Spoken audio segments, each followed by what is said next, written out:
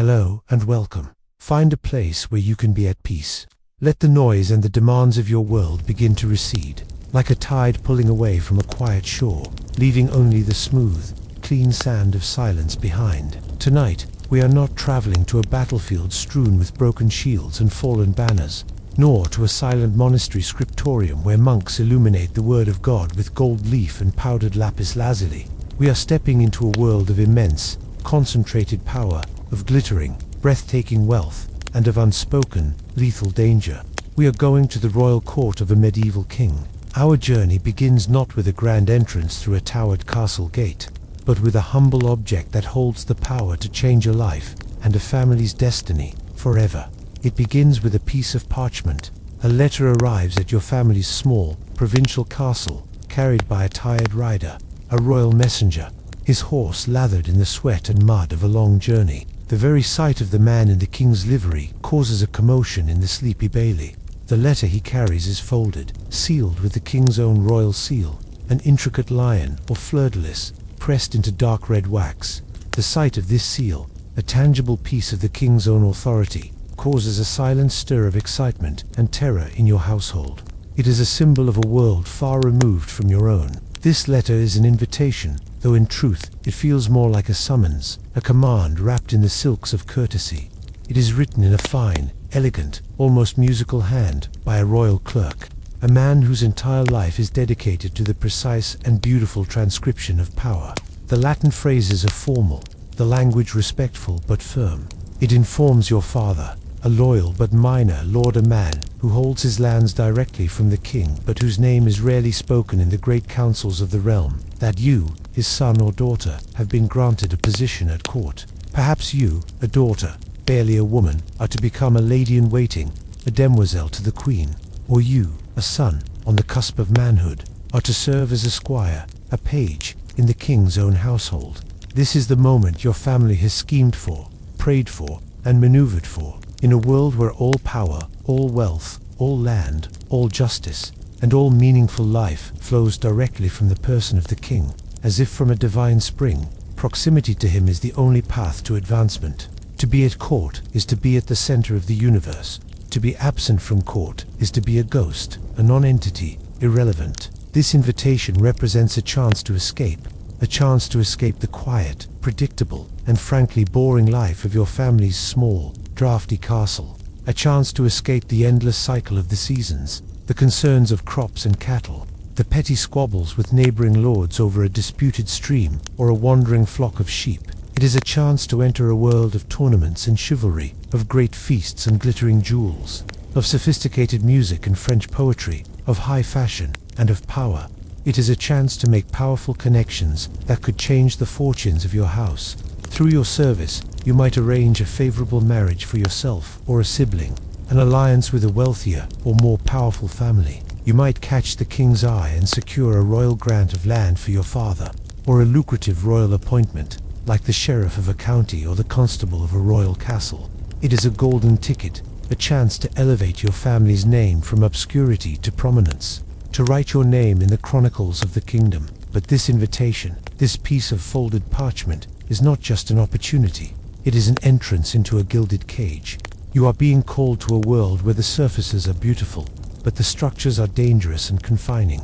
The court has its own intricate and baffling language, its own complex rhythms, and its own unwritten, unbreakable rules. A single misstep, a breach of etiquette you were never taught in your quiet country home, a misplaced word spoken in the wrong company, a glance held a second too long, can lead not just to your own humiliation and banishment, but to the ruin of your family's name and fortune for a generation. The king who gives with one hand can, with the other, take everything away. His favor is as fickle and as unpredictable as the wind, and the court is a landscape of constant, silent, political weather. As you prepare for your journey, a quiet, cold fear mingles with your intense excitement. Your mother weeps as she helps you pack, her tears partly from pride at your good fortune, partly from a deep, instinctual fear for the innocent child she is sending into this glittering, dangerous world of adults. Your father, a man more comfortable with a sword than with words, takes you aside and gives you stern, practical advice. He speaks of loyalty, of discretion, of the importance of holding your tongue. His words are gruff, but beneath them, you can sense his own anxieties. He knows, better than you, the dangers of the world you are about to enter. He knows that the enemies you will face, they will not be armed with longbows and axes, but with smiles, and whispers, and secrets. You pack your finest clothes, your best woolen tunic, your one silk doublet. But as you fold them, they suddenly seem provincial, homespun, and plain. You know that they will look laughably rustic next to the velvets and brocades worn at court. You say goodbye to the familiar faces of the servants who have known you since birth. You say goodbye to the dogs you have known since they were pups, to the horses in the stable.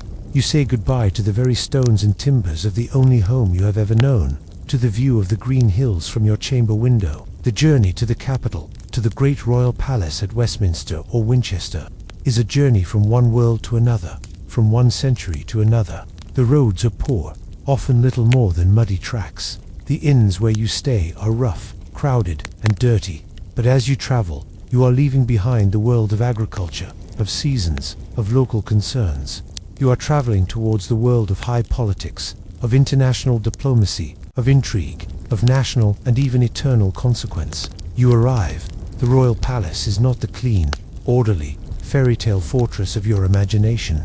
It is a sprawling, chaotic, and crowded place. It is a bustling, noisy, and often squalid city within a city. It is not just the king's home. It is the center of government, the Curia Regis. It is a military headquarters filled with armed knights and men-at-arms. It is a high court of justice, where great lords come to plead their cases. And it is a permanent, traveling festival, filled with music, with performance, with spectacle. Hundreds, perhaps thousands, of people, great nobles, and their vast private armies of retainers, knights, bishops, abbots, clerks, scribes, servants, petitioners seeking justice or favor, foreign ambassadors with their exotic retinues, merchants, moneylenders, and a host of opportunists all live and work within its walls. The air is thick with a complex, overwhelming mixture of smells. The constant smell of wood smoke from 100 hearths. The rich, greasy smell of roasting meat from the vast royal kitchens. The cloying smell of sweat from thousands of unwashed bodies crowded together. The sharp, ammoniac tang of horse manure from the stables and urine from the latrines. The court is a place of great beauty and great filth, often side by side. The sounds are a constant cacophony, a wall of noise that never ceases, day or night. The ringing of the blacksmith's hammer, the shouting of guards on the battlements, the murmur of 100 different conversations in a dozen different languages: Norman French, Latin, Early English, Flemish, Italian. The music of minstrels playing harps and lutes competes with the barking of hunting dogs and the cry of the falconer's hawk. You are a small, insignificant, and invisible figure in this vast, overwhelming world. A servant guides you through a maze of courtyards and corridors to your new quarters. It is not the private room you might have dreamed of. It is a small, designated space on a straw-strewn floor in a crowded, drafty dormitory, which you will share with a dozen other squires or ladies of your rank. You have a single, small, wooden chest for your belongings. This is your new home. As you lie on your new straw pallet that first night, unable to sleep amidst the noise, the smells, and the profound strangeness of it all, the true nature of your situation begins to dawn on you. You have left a world where your identity was clear, where you were the son or daughter of the local lord, a person of consequence. Here, you are nothing. You are a beginner in a complex and dangerous game, and you do not yet know the rules. Your education is about to begin, and the first, most fundamental, unspoken rule of the court is that you are always being watched. You are always being listened to, and you are always being judged. Your performance starts now, and it will not end until the day you leave the court, either in triumph or in disgrace. You arrive at the royal palace, a sprawling, chaotic, and crowded universe unto itself, a microcosm of the entire kingdom. Your first days are a dizzying, disorienting blur of new faces, strange and elaborate customs, and an overwhelming sensory input that leaves you exhausted at the end of each day. Your first and most crucial lesson at court is a visual one. You must learn to recalibrate your very sense of sight. It is not enough to simply look. You must learn to see, and, even more importantly, you must learn the subtle, political, and often life-saving art of deliberately not seeing. The court has its own invisible geography, a complex and ever-shifting map of power that is laid out not in stone and timber, but in protocol and precedence. And the first, immutable rule of this map is that physical proximity to the king's person is the ultimate measure of one's influence and status. The most powerful lords in the kingdom are not necessarily those with the largest armies or the most ancient titles. They are the ones who have been granted apartments closest to the royal chambers, in the heart of the palace. The most influential courtiers are those who have earned the precious right to be present at the king's most private daily moments. These moments are not private at all, but are highly ritualized performances of power. Consider the lever, the king's formal waking and dressing in the morning. This is not a simple act of getting ready for the day. It is a ceremony. The highest-ranking nobles are granted the right to enter the king's bedchamber. A select few are given specific roles. One might have the honor of holding the basin of water for the king to wash his hands. Another might be granted the supreme privilege of handing the king his shirt. To be given such a role is a clear and public sign of immense royal favor. Similarly, the kucha, the king's ceremonial undressing and retiring at night, is another of these intimate, yet public, rituals. To be the last person the king speaks to at night is to be seen as his most trusted confidant. Your own small, shared sleeping space is in a drafty turret at the far edge of the palace complex. This physical distance is a constant, public reminder of your lowly status on the court's great ladder. Your first ambition, therefore, is a spatial one. It is to find legitimate reasons to be seen in the right places at the right time, to move closer to the warm, powerful center of this solar system, and to catch the eye of those who reside there. To do this, you must learn to see everything. Your eyes must become sharp, analytical tools. You must develop a kind of social vision that looks past the glittering surface of things and perceives the hidden structures of power beneath. You stand in the great hall during a feast, and you learn to read the room not as a chaotic crowd, but as a complex, living web of alliances, rivalries, debts, and desires. You must notice who is speaking to whom in the corner of the hall. Is that the Duke of York, whose loyalty has been suspect, in quiet, intense conversation with the envoy from Burgundy, a traditional enemy of the crown? That is a dangerous and significant observation. You must file it away. You must learn to read the king's face, his body language. You must see which lord receives a warm, familiar smile and a clap on the shoulder, and which receives a cold, dismissive glance that lasts only a second, but speaks volumes about their declining fortune. That glance could mean that Lord's petition for a new land grant will be denied. It could mean his son will not get the military command he desires. It could mean that his entire faction is about to fall from favor. The king's moods are the weather of the court, and you must learn to be a master meteorologist. You must observe the subtle, constant shifts in fashion, which are rarely just about aesthetics. You notice that the queen's two favorite ladies-in-waiting, her closest confidants, have started wearing their hair in a particular new, elaborate style. Perhaps a complex braid woven with a string of expensive pearls. Within a week, you see that a dozen other ladies at court have adopted the same style. This is not just about fashion. It is a visual declaration of allegiance to the queen's faction. It is a way of saying, we are with her. For a lady to not adopt the style, or to cling to an older fashion, is to make a silent, but very loud, statement of her own. It might signal that she belongs to a rival faction, perhaps that of the king's mistress. These are the currents of power, the subtle, non-verbal signs of who is rising and who is falling. Your survival, and your family's ambition, depends entirely on your ability to read these signs, to interpret this silent, visual language of gesture, position, and appearance. You must become a student of human nature in its most concentrated and competitive form. But there is a corresponding art, one that is even more crucial to your survival, especially in your early days as a novice. It is the art of strategic blindness. There are things you must learn, actively and deliberately, not to see. You must cultivate a kind of public obliviousness, a mask of polite, serene indifference that protects you from the burden and the danger of forbidden knowledge. If you are walking down a corridor and happen to pass an open door through which you see the king, his face purple with rage, in a heated, furious argument with his treasurer, your eyes must slide past the scene as if it were empty space. You must give no sign of having noticed. Your face must remain a calm, pleasant blank. You must immediately, actively, force yourself to forget what you saw. You must erase the image from your memory. If you pass a dark, shadowed alcove in the castle gardens, and hear the hushed, intimate whispers of a powerful, married nobleman and a young lady in waiting who is not his wife. You must walk on as if you are deaf and blind. The sound of their voices must be like the rustling of leaves in the wind, meaningless and unremarkable. You saw nothing, you heard nothing. To see such things is dangerous. To be known to have seen them is to become a liability, a loose end. The powerful do not like loose ends. They do not like witnesses to their moments of weakness, their moments of passion, their moments of treasonous anger. To know a dangerous secret is to be drawn into the web of that secret. It is to be forced, eventually, to take a side. It is to become a potential threat to the people involved, or a potential tool for their enemies. Both are exceptionally dangerous positions for a junior courtier with no power of their own. The second unspoken rule of the court is this: your eyes are for observing the public flow of favor, the grand, formal performances of power, but they are to be blind to the private truths, the human frailties, and the dangerous indiscretions of the powerful. You must become a ghost, a witness who leaves no trace, a silent collector of information that you must never, ever share, lest it be used against you. Your face must become your greatest asset, your most essential piece of armor.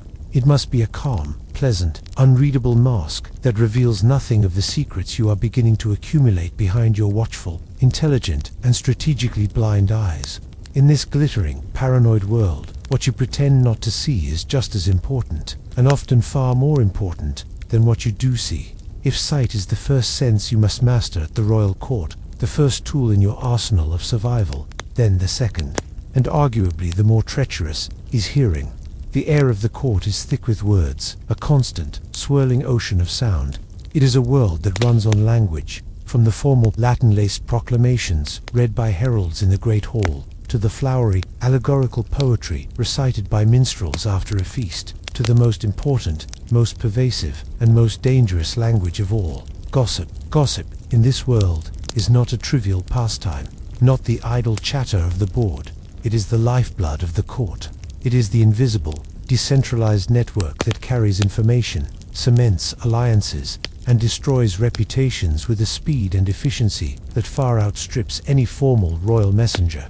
It is the court's daily news service, its financial report, its social ledger, and its most frequently deployed weapon. It is whispered in the shadowed corridors, exchanged over a game of chess in a quiet window seat, passed between ladies as they sit with their embroidery frames, their heads bowed close together.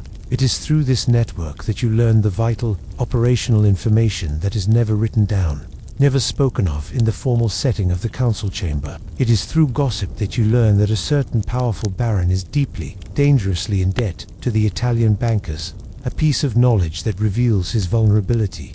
It is through gossip that you learn that the king's seemingly loyal brother is secretly plotting to gain a valuable royal appointment for his own son, a sign of his growing ambition. It is through gossip that you learn whose wife is rumored to be unfaithful, a weakness that could be used to shame and control her husband. It is through gossip that you learn which powerful lord mortally slighted another with a careless, drunken joke at a feast, planting the seed of a feud that might fester for years. This information is power. It allows you to navigate the treacherous, ever-shifting social landscape.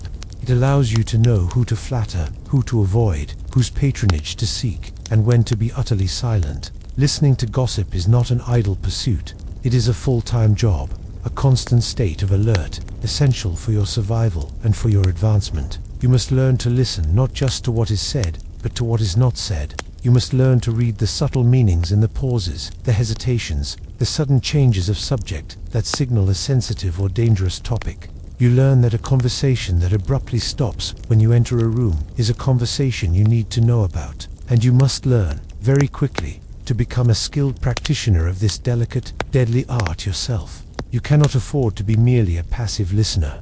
You must become an active participant, a player in the great game of information exchange. But you must do so with extreme caution.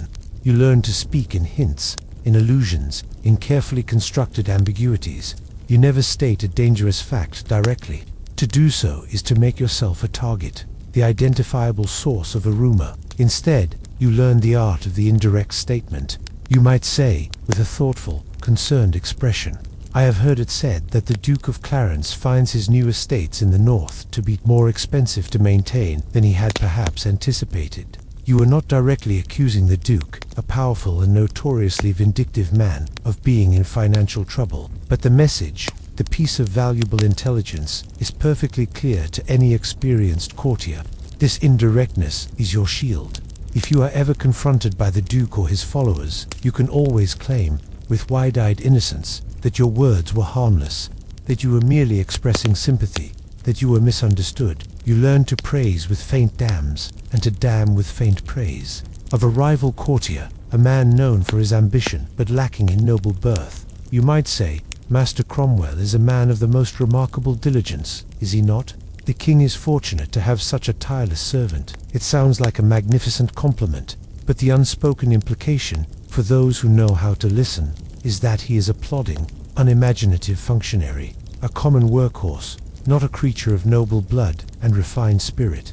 You have subtly reinforced his status as an outsider. You learn to deliver a piece of damaging information under the guise of sympathetic concern.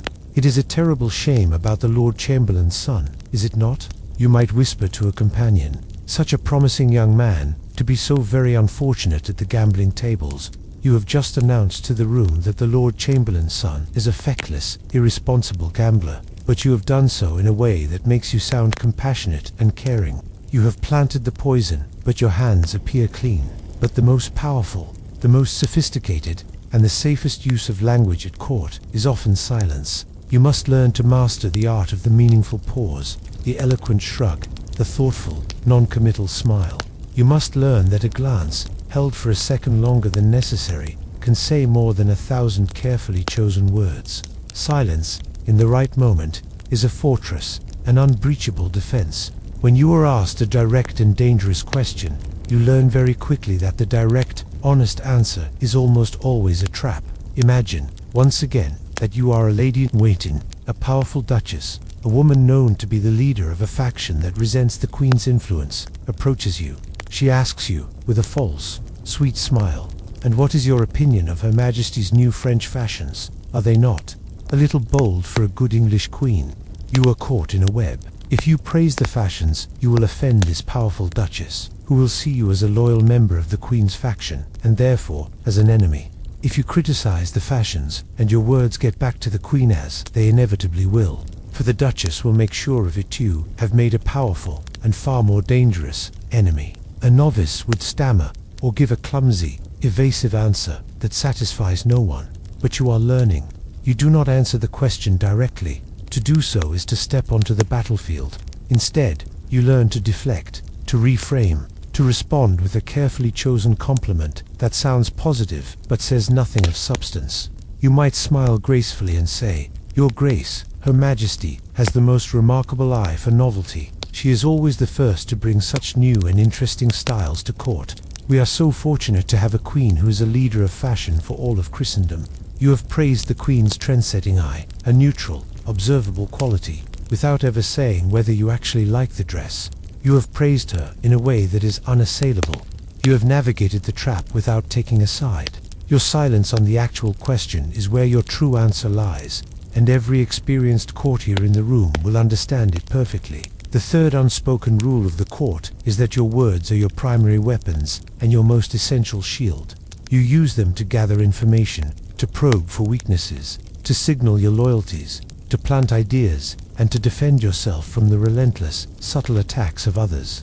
But you rarely, if ever, use them to state a simple, unvarnished truth. For in the glittering, treacherous, and deeply paranoid world of the court, the truth is often the most dangerous, the most volatile, and the most useless currency you can possess. It is a treasure you must learn to keep locked away, in the deepest, most silent vault of your own mind. Your education in the unspoken rules of the court extends beyond the realm of sight and sound, beyond the interpretation of whispers and glances, and deep into the very carriage of your own body. In this world, your physical form is not a private vessel for your own comfort and convenience. It is a public text, a manuscript that is constantly being read, interpreted, and judged by every person you encounter. How you move, how you stand, how you gesture, these are not casual, unconscious acts. They are a constant, deliberate, and highly scrutinized performance of your status, your ambition, your respect, and your understanding of the complex, rigid, and divinely ordained social hierarchy. Every movement you make is a form of communication, a physical expression of your place in this universe, and it must be executed with flawless precision. The most fundamental rule governs your posture, the very foundation of your physical presence. In this world, you do not slouch. To slouch is to signal laziness, disrespect, a peasant-like lack of discipline. You do not lean casually against a wall or a pillar.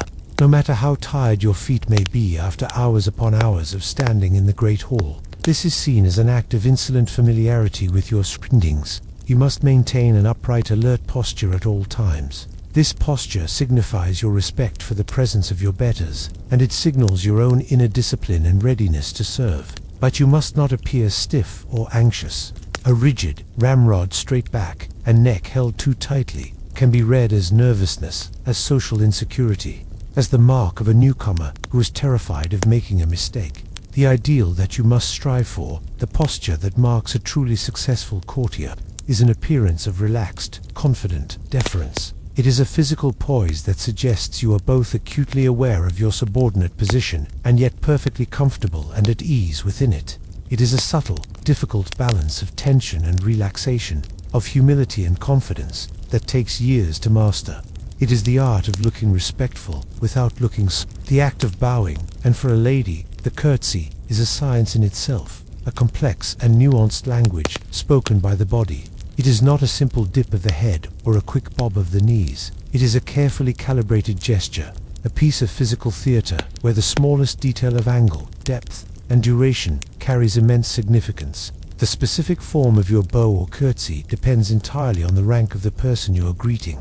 Before you can even hope to move correctly, you must learn the intricate peerage of the kingdom by heart. You must know a duke from an earl from a baron from a simple knight, and you must know their relative standing to one another and to the king. For a fellow courtier of similar rank, a slight, graceful inclination of the head and shoulders is sufficient. It is a gesture of mutual respect, acknowledging their presence without conceding any superiority. For a minor baron, the bow is slightly deeper, the inclination more pronounced.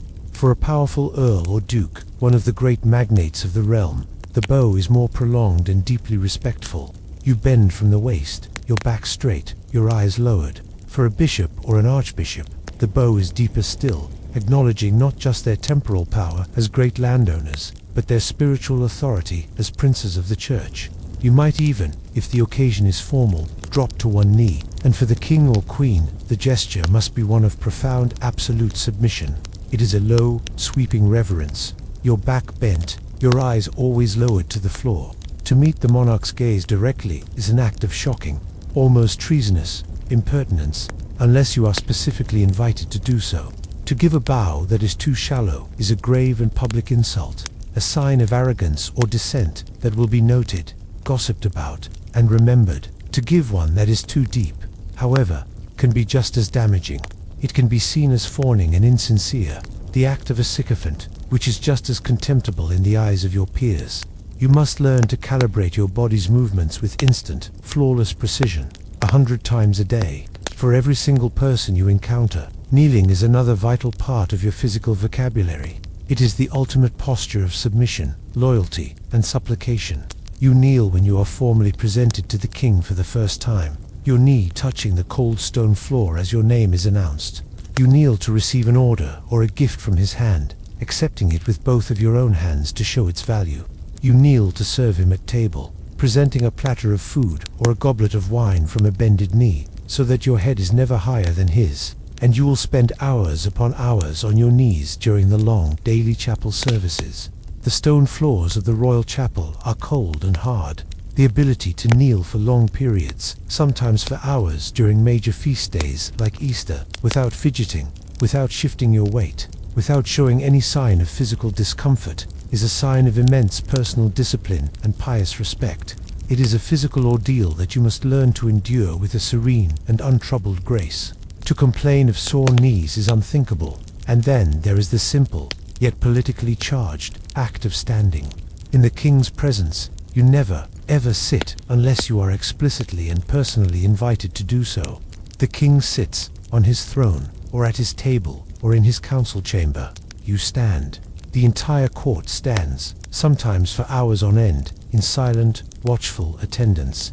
If the king rises, the entire room rises with him, a single, rustling, coordinated movement. If he moves to walk across the room, a path, magically, silently clears for him. You learn to anticipate his movements, to melt backwards, to make yourself small and unobtrusive, to never, ever turn your back on him, not even for a second. The king's body is the sun, the literal and metaphorical center of the courtly universe, and your own body is a humble planet that must arrange itself in a constant, respectful, and silent orbit around him. To stumble into his path, to force him to walk around you, is a humiliation from which your reputation may never recover. Even the smallest, most unconscious gestures are governed by a complex web of unspoken rules. Your hands, for example, you do not fidget, you do not wring your hands, a clear sign of anxiety. You do not tap your fingers on a table, a sign of impatience. You do not gesture wildly when you speak, which is seen as a sign of common, undisciplined passion. Your hands are kept calm, controlled, perhaps one resting lightly on the hilt of your dagger or sword, a posture of relaxed readiness. Your hands must look elegant, but also capable. When you eat, in an age before the fork was common in England, you learn to use your knife and your fingers with a new, startling delicacy. You have grown up eating with your hands, but now you must learn to do it in a completely different way. You do not tear at your food like a hungry peasant in a tavern. You do not lick your fingers. You use your personal knife to cut your meat into a small, neat, bite-sized piece. Then, you use only the first 3 fingers of your right hand, the thumb, the index, and the middle finger, to lift the piece of food to your mouth. You do so with a grace that suggests you are merely tasting, not truly eating out of hunger. You must never appear ravenous. To do so is to betray your provincial origins. The 4th unspoken rule of the court, therefore, is that your body is not your own. It is a tool. It is a public text that is constantly being read and interpreted by a critical audience. It is a vehicle for communicating your status, your respect, your ambition, and your absolute submission to the great, divinely ordained chain of being that places the king at the top and you somewhere far below. Every gesture, from a deep, reverent bow to the way you hold a wine goblet, from the angle of your head to the stillness of your hands, is a stitch in the complex, glittering, and unforgiving tapestry of courtly life, and a single, clumsy, unthinking, or ill-judged movement can unravel your reputation in an instant. After weeks and months at court, you have begun to master the basic, defensive arts of survival. You have learned the complex grammar of this strange new world. You know how to see and how to feign blindness. You know how to speak in careful ambiguities and how to hold your tongue. You know how to move your body with the required deference and grace. But survival is not enough. Your family did not send you to court merely to be an invisible, silent observer. They sent you to advance their interests, and your own. Now, you must learn to play the game. You must learn the politics of the court. The court, you quickly realize, is not a single, unified body. A loyal and harmonious family serving a beloved monarch. That is a carefully constructed fiction for the outside world. The reality is that the court is a fractured, seething, and deeply paranoid ecosystem of competing interests. It is a labyrinth of personal ambitions, of ancient family rivalries, and of constantly shifting allegiances. This ecosystem is organized into factions. A faction is a network of individuals, a constellation of lesser stars, bound together by gravity and loyalty to a single, powerful figure, a great sun. This figure could be the queen, whose household forms a natural center of power. It could be a powerful duke from one of the great noble families of the realm, a Percy from the north, or a Neville, whose immense wealth and private armies give him a standing almost equal to the king's. It could be a high-ranking churchman, like the Archbishop of Canterbury, or a royal chancellor, who wields immense administrative and spiritual power. Or, most dangerously, it could be the king's current favorite, a man or woman who has captured the monarch's personal affection, and with it, an influence that bypasses all the formal structures of government. These factions are in a state of constant, silent warfare with one another. It is a war fought not on the battlefield with swords and arrows, but in the corridors, the council chambers, and the bedchambers of the palace. It is a war fought with whispers, with slander, with strategic marriages, with forged letters, and with carefully placed accusations of treason or heresy. And they are all fighting for the most valuable, and the only truly meaningful, commodity at court, the king's favor. The king's favor is the sun that makes everything in this world grow.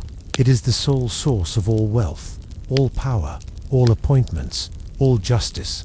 If the king favors a particular duke, that duke will be granted vast new estates and prestigious titles. He will be given powerful and lucrative positions in the government, Lord Chancellor, Lord Treasurer, and crucially, he will be able to dispense patronage to his own network of followers. He becomes a conduit for the king's grace. He can secure a favorable marriage for the daughter of one of his loyal knights, a marriage that might bring new lands and alliances. He can secure a bishopric for a loyal clergyman in his circle. He can arrange a valuable trade monopoly for a wealthy merchant who supports his cause. All power flows from the king, through the great lords, down to their humble followers. As a newcomer, a person of no rank or influence, you are nothing without a patron. You are a ship without a sail, adrift and powerless on a dangerous sea. Your single most important and urgent task is to attach yourself to a faction. You must find a powerful patron who will take you under their wing, who will recognize your potential, who will speak for you in the right ears, and who will guide your career. Your family has likely already made overtures on your behalf, sending letters to distant cousins or calling in old debts of loyalty from families they have served in the past. But the final choice, the act of allegiance, will be yours, made through your own careful and calculated actions at court. Choosing a patron is the most important and most dangerous decision you will make.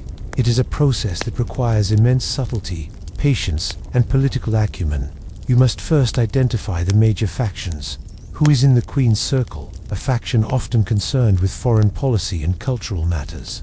Who are the king's men, the trusted, pragmatic advisors who have his ear on matters of state? Which of the great dukes holds the most sway in the royal council, representing the interests of the old, landed aristocracy? And who is the rising star, the new favorite, whose power is based not on title or land, but on the king's mercurial affections? You watch, you listen, you learn the invisible landscape of power. You must then assess the strength, stability, and future prospects of these factions.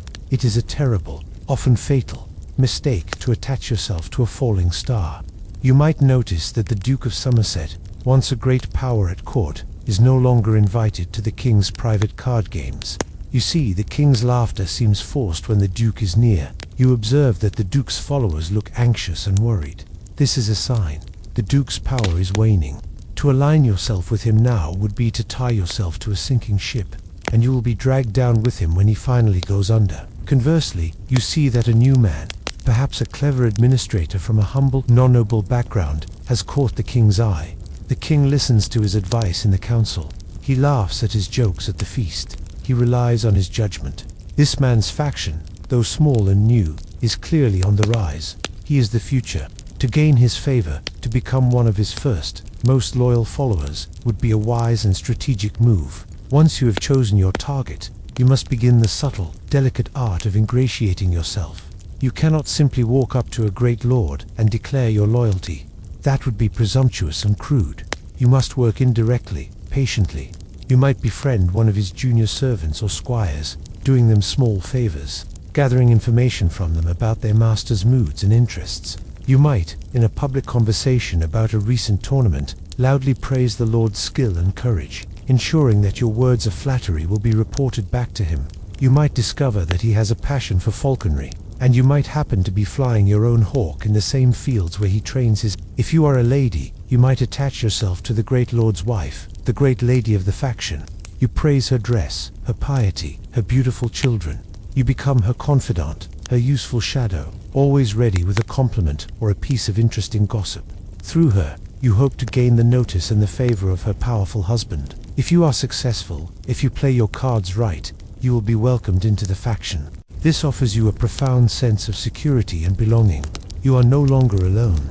You now have allies. You have protectors. You have a powerful voice speaking for you in the king's ear. But this new security brings with it a host of new dangers. You are now part of a team, and you have inherited your faction's enemies.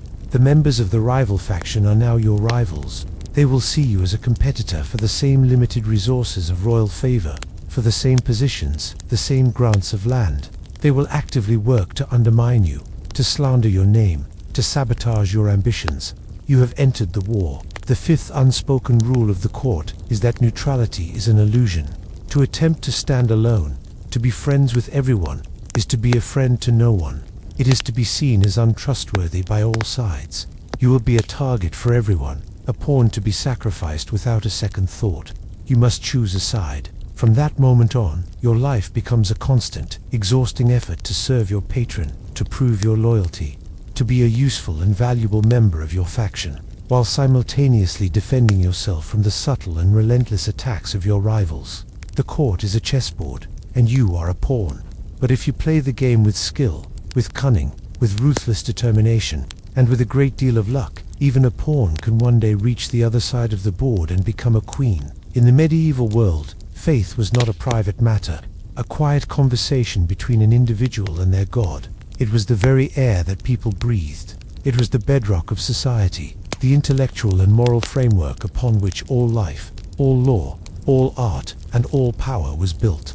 The king ruled not by the consent of the governed, but by the grace of God, de gratia. He was God's anointed deputy on earth, and therefore the court was not just a political and administrative center, it was a profound spiritual center as well.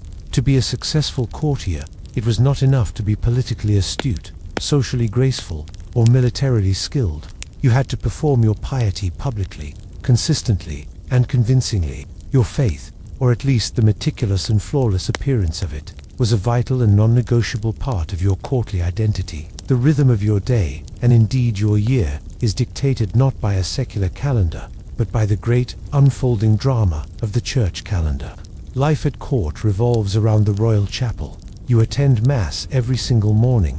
This is not optional. Your absence would be noted immediately and would have to be explained by a serious illness. On ordinary days, the service might be a simple, spoken low Mass. But on Sundays, and on the great feast days of the year, Christmas, Easter, Pentecost, the feast days of the major saints, the services are long, elaborate, and dazzling spectacles, lasting for hours. They are a high Mass, filled with the smoke of incense, the soaring music of a professional choir, and the complex, chanted Latin liturgy. During these long services, you must master the art of public devotion. You must not appear bored, or tired, or distracted. You kneel on the cold stone floor, your back straight, your hands clasped in prayer.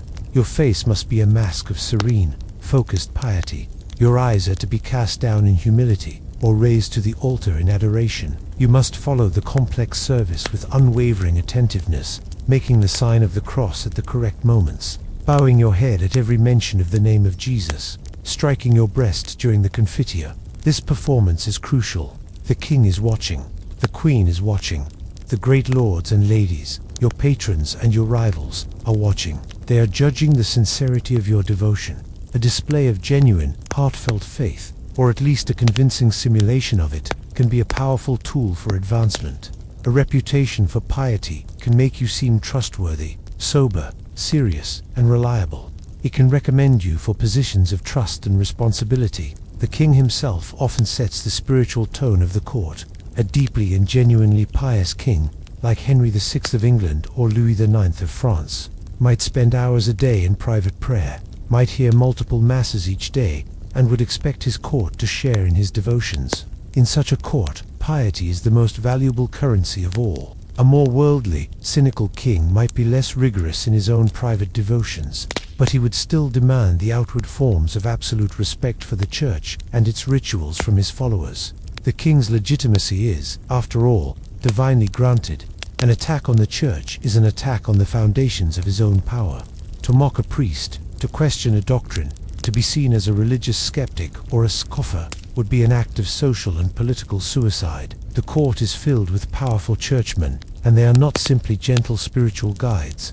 The king's personal confessor, his priest, often wields immense and intimate influence. He has access to the king's most private thoughts, to his conscience, to his fears. He is a gatekeeper to the king's soul, and therefore a man to be cultivated and feared. The great bishops and archbishops of the realm are not just spiritual leaders, they are major feudal landowners, powerful politicians, and often the king's most educated and trusted advisors. They sit on the royal council. They serve as chancellors and treasurers. Gaining the favor of these great princes of the church is essential for any ambitious courtier. You must show them profound, unquestioning respect. You might seek them out for formal spiritual guidance. You might make a conspicuous, generous donation to their favorite cathedral building project, or to a monastery under their protection. Their good opinion can make your career. Their enmity can destroy it. But this world of public performative piety is also, inevitably, a world of profound, and often cynical, hypocrisy. The same nobleman who kneels with a look of beatific devotion in the chapel in the morning might be ruthlessly plotting to ruin a rival in the council chamber in the afternoon, and secretly visiting his mistress in her chambers in the evening. The performance of piety is, for many, and perhaps for you, just that, a performance. It is a necessary mask to be worn, a role to be played in the great theater of the court. The true state of your soul is your own business. The outward appearance of your soul is everyone's business. You learn, with time, to distinguish between genuine faith and its cynical imitation. You see the courtier who prays the loudest, who beats his breast with the most theatrical contrition, whose sighs of piety can be heard across the chapel. And you learn that he is often the most ambitious, the most ruthless, and the least trustworthy man at court. His piety is a weapon. Conversely, you see the quiet, unassuming lady who spends her free time doing charity work for the city's poor, who speaks with genuine kindness to the servants, and you learn that her faith is real, a quiet, inner strength that has nothing to do with public display. You learn to admire the latter, but to fear the former. You also learn that religion itself is a political weapon, the most dangerous one of all. Factions at court might align themselves with different religious ideas or movements. A dispute over a fine point of theology can become a proxy war for a struggle over land and power, and to be accused of heresy, a deviation from the established, orthodox doctrine of the Church, is the most dangerous and terrifying accusation a person can face.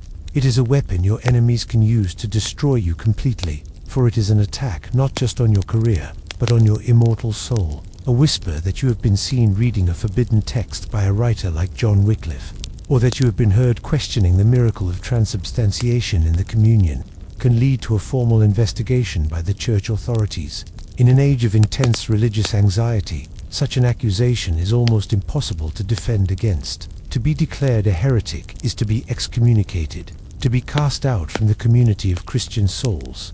And the penalty for heresy is not just banishment from court. It is a painful, public death at the stake, your body burned to ashes to prevent the resurrection on Judgment Day. The sixth unspoken rule of the court, therefore, is that your soul is a public matter.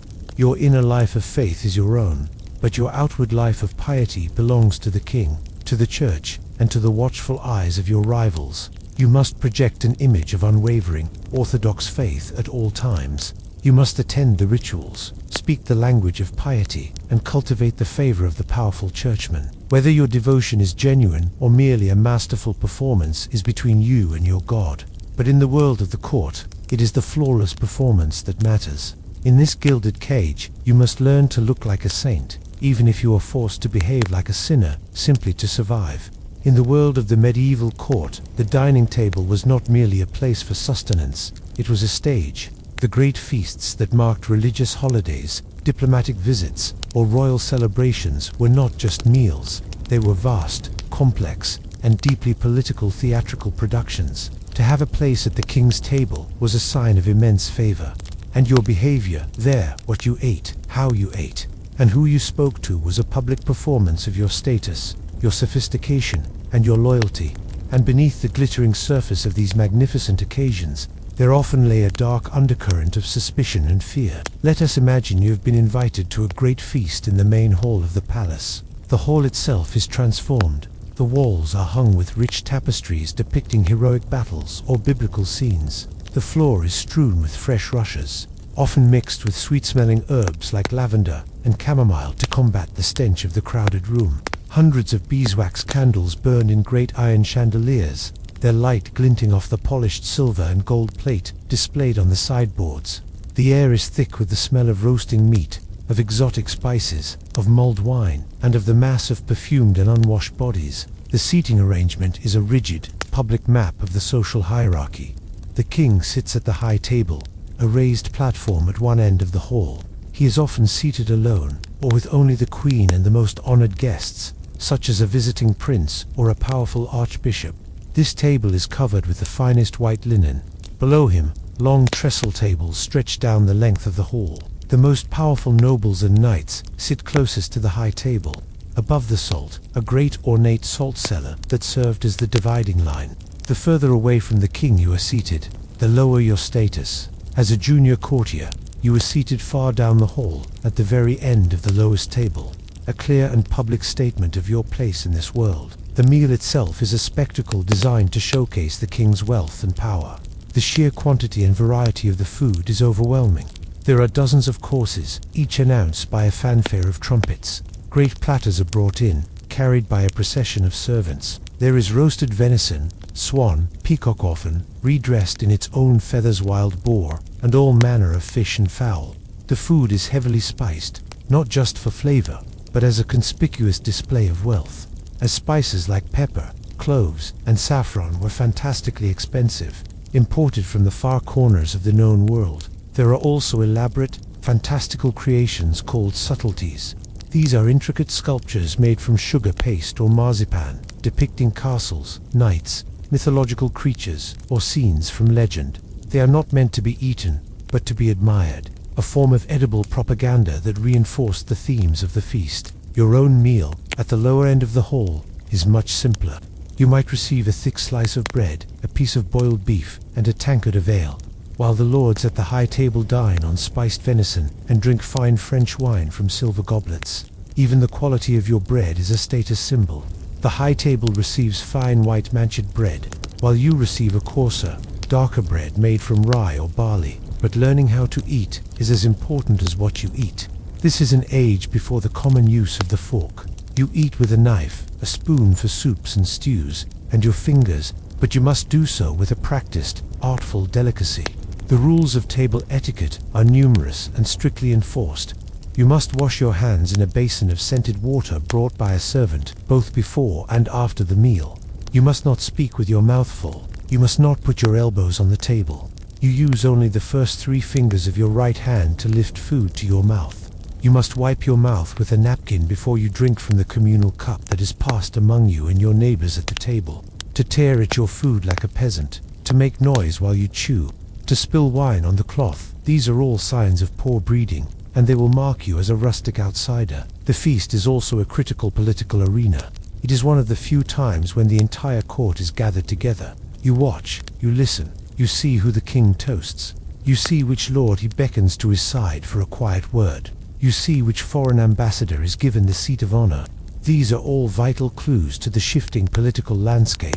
You engage in conversation with your neighbors at the table, but your conversation is never idle. It is a careful dance of probing for information, of offering carefully chosen flatteries, of cementing alliances. But beneath all this glittering ceremony, a deep and pervasive fear often lurked. The fear of poison.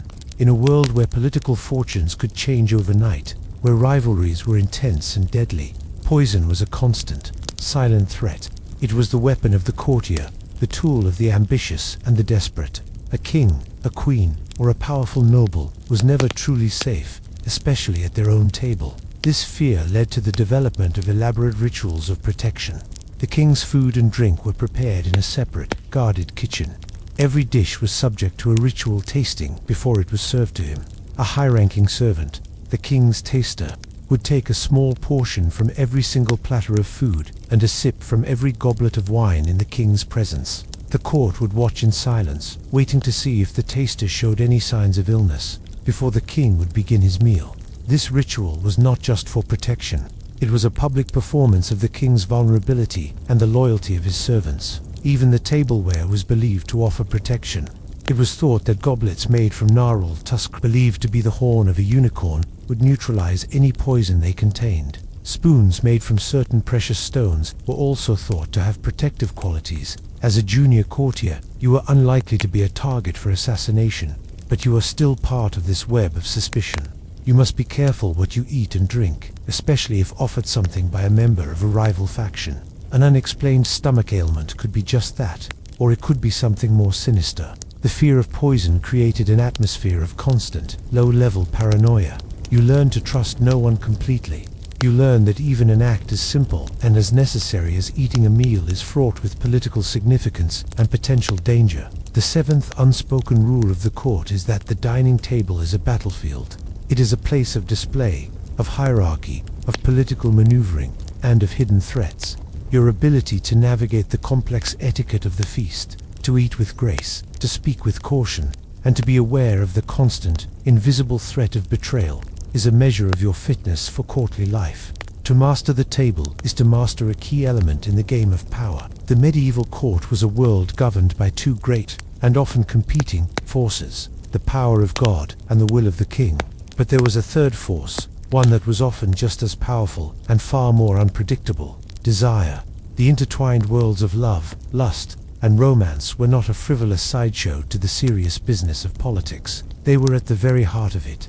The king's affections, the queen's friendships, the tangled web of illicit affairs and strategic marriages were the engines that drove much of the court's drama, created its most powerful factions, and led to some of its most spectacular falls from grace. Your understanding of this world must be nuanced and sophisticated. You must learn to distinguish between the different forms of love that existed at court. First, there was the formal, idealized love of the courtly love tradition. This was the subject of the songs of the troubadours and the epic poems recited in the evenings. It was a highly stylized and ritualized form of adoration, where a knight would pledge his undying, chaste devotion to a highborn, usually married, lady. He would wear her colors in a tournament, write poetry praising her beauty and virtue, and perform heroic deeds in her name. This love was meant to be ennobling, a spiritual quest that made the knight a better man. In its purest form, it was non-physical, but everyone at court knew that this idealized code often served as a convenient, romantic mask for a much more earthly and dangerous reality: adultery. Adultery among the nobility was common, but it was also incredibly dangerous, especially for the woman. A nobleman's affair with a married lady might be overlooked if conducted with discretion, but a noble woman's infidelity was a threat to the very foundation of the aristocratic system, the legitimate inheritance of land and titles. If a wife's affair produced a child, it could throw the entire succession of a great estate into question, leading to feuds, lawsuits, and even private wars. A woman accused of adultery faced utter ruin. She could be repudiated by her husband, stripped of her lands and titles, and confined to a convent for the rest of an ignominious life. Her lover could be imprisoned, exiled, or, if he had cuckolded a particularly powerful man, quietly assassinated. As a courtier, you learn to navigate this treacherous landscape with extreme care. You see the stolen glances, you hear the whispered arrangements for a secret meeting, and you say nothing. You make yourself blind and deaf to the romantic entanglements around you, for to be a witness is to be an accomplice, a potential blackmailer, or a future liability. But the most important affections, the ones that shaped the destiny of the entire kingdom, were those of the king himself. The king's marriage was rarely, if ever, a love match. It was a diplomatic alliance, a treaty sealed in flesh. A king would marry a foreign princess to secure peace with a rival nation, to gain a claim to a foreign throne, or to bring a rich dowry into the royal coffers. The queen's first and most solemn duty was to produce a male heir to secure the succession of the dynasty. A barren queen, or one who produced only daughters, lived a life of quiet, constant fear. She could be set aside, divorced on some trumped-up religious pretext, and replaced by a younger, hopefully more fertile, rival. This political reality meant that the king often sought emotional and physical companionship outside the royal marriage bed. The royal mistress was a figure of immense, if unofficial, power at many medieval courts.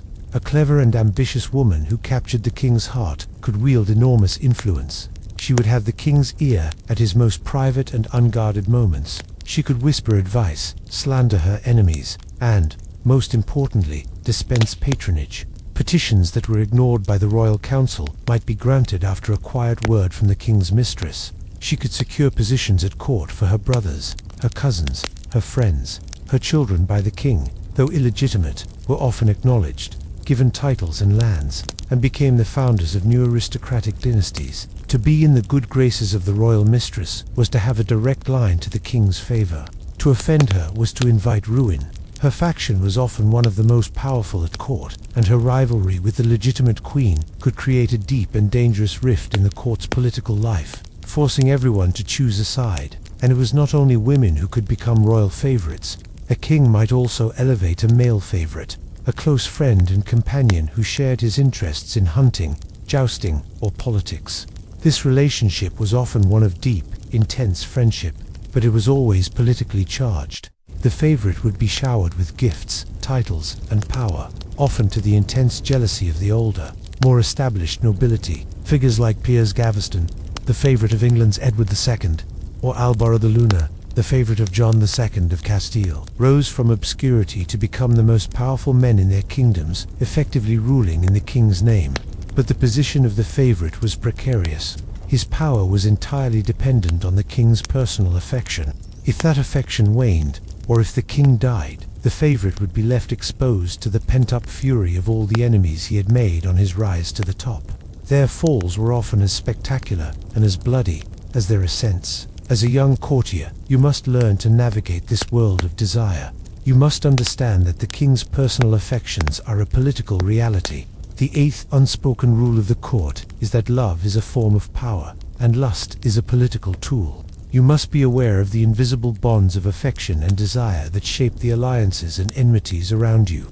You must pay your respects to the queen, but you must also be careful not to offend the mistress. You must show deference to the great dukes, but you must also cultivate the friendship of the king's newest favorite. To misread the emotional landscape of the court, to mistake a passing infatuation for a lasting bond, or to underestimate the power of a scorned woman, is to make a fatal error in the great and terrible game of royal favor. You have spent years, perhaps decades, mastering the treacherous arts of the court. You have learned to navigate the labyrinth of favor, to speak the language of secrets, to perform the rituals of piety and power. You may have achieved a measure of success. You have a trusted patron, a secure position, a comfortable income. You have survived. But in the glittering, unforgiving world of the royal court, survival is a temporary state. The game does not end until you are dead or gone. The gilded cage, which has protected and sustained you, is also fragile, and there are forces that can shatter it in an instant, casting you out into the cold darkness. These are the great, unavoidable realities that even the most skillful courtier cannot outmaneuver. Sickness, old age, and the ultimate political death, banishment. Let us first consider sickness. The medieval court, despite its outward splendor, was a profoundly unhealthy place. Hundreds, sometimes thousands, of people were crowded together in poorly ventilated, unsanitary conditions. The rushes on the floor, though perfumed with herbs, were rarely changed and became a breeding ground for fleas, lice, and bacteria, soaked with spilled wine, discarded food, and the urine of dogs and men. The sanitation was primitive. The threat of disease was a constant, terrifying presence. Outbreaks of the sweat, dysentery, or smallpox could sweep through the court with devastating speed, killing dozens in a matter of weeks. And then there was the ever-present shadow of the great pestilence, the Black Death, which returned in waves for generations. In this environment, a strong constitution was as valuable as a quick wit, but no one was immune. A sudden fever, a persistent cough, a telltale rash, these were signs that your courtly career, and perhaps your life, was about to end. To fall seriously ill at court was to become a pariah.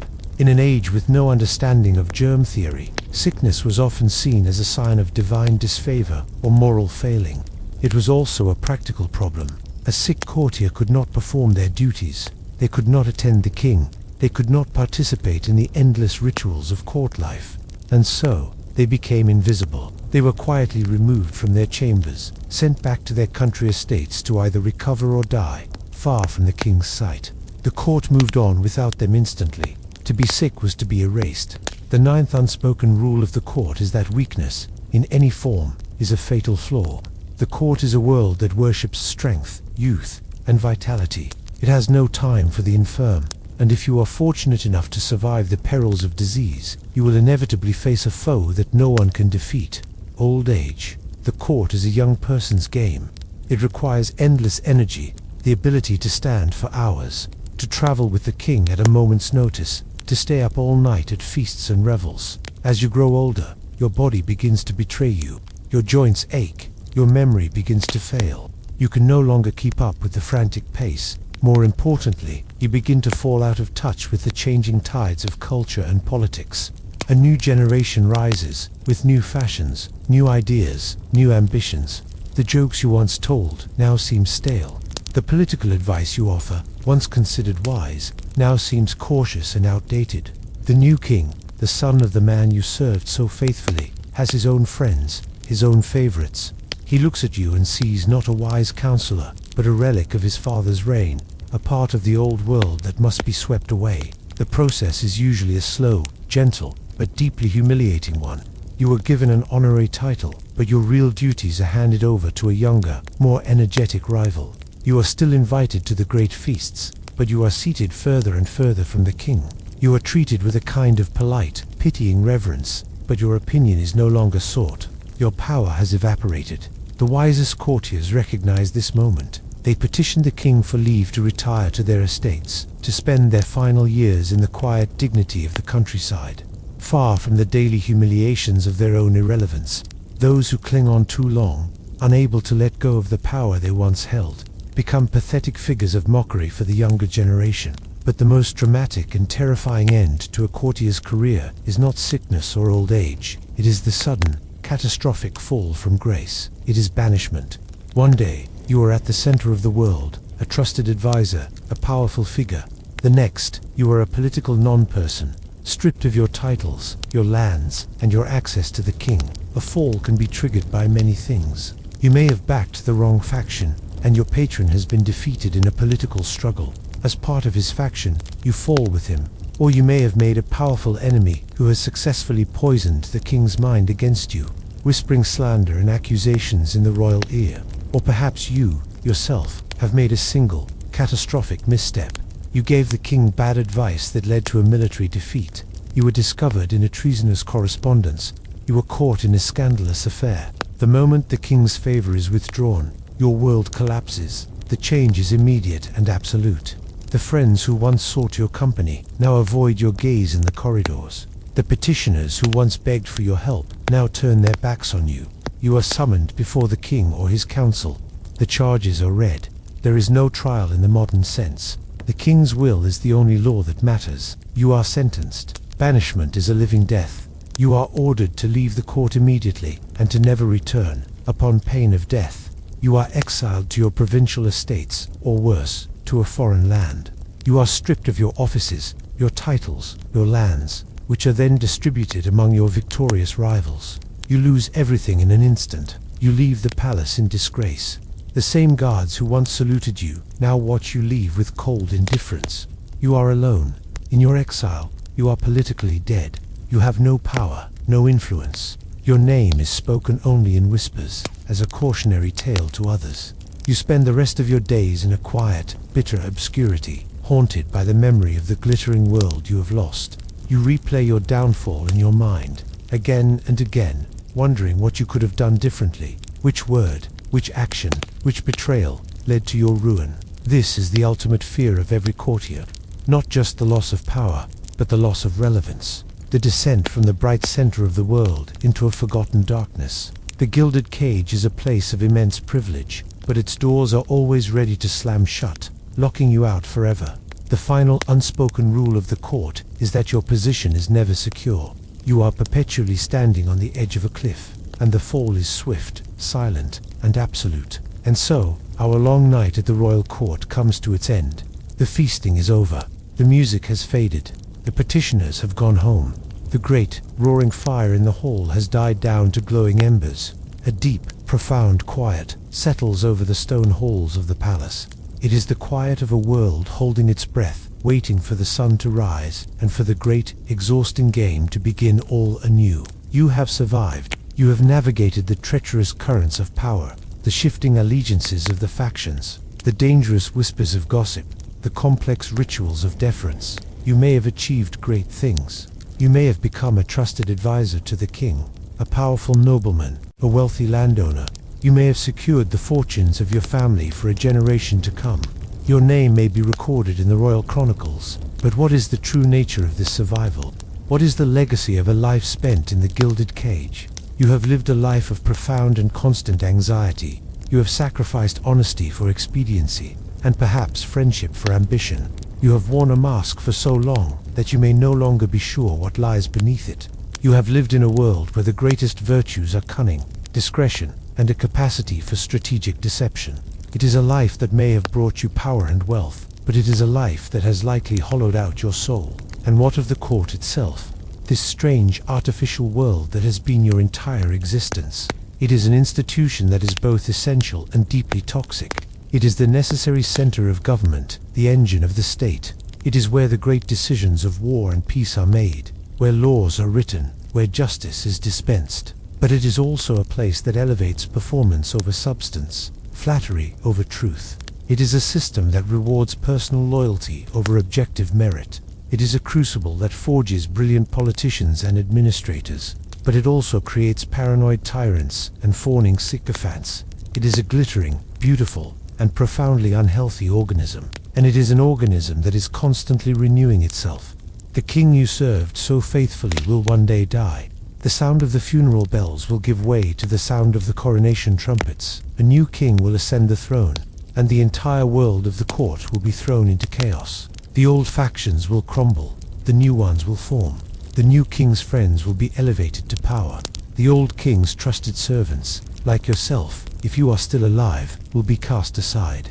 The entire, exhausting, brutal game will begin again, with new players, but with the same ancient, unspoken rules. Your own legacy is as fragile as the king's favor. The power you accumulated is personal, not institutional. It will die with you, or with the king who granted it.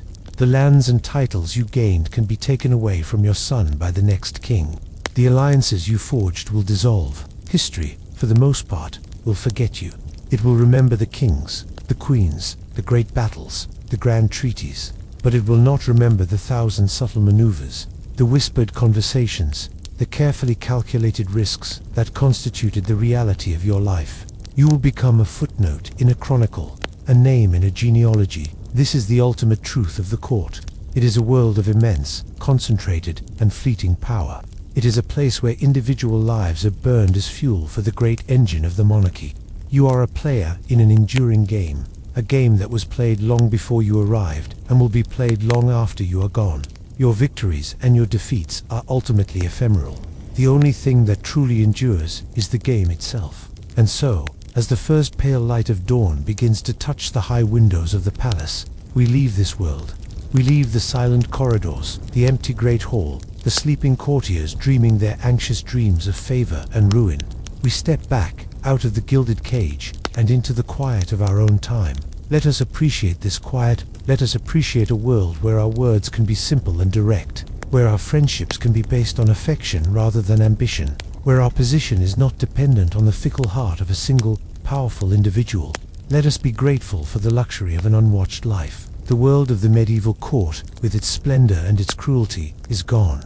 All that remains is the faint echo of its whispers, preserved in the pages of old books and chronicles. The great game is over. The players have all turned to dust. All that is left is the deep, profound, and peaceful silence. Sleep well, and thank you for watching.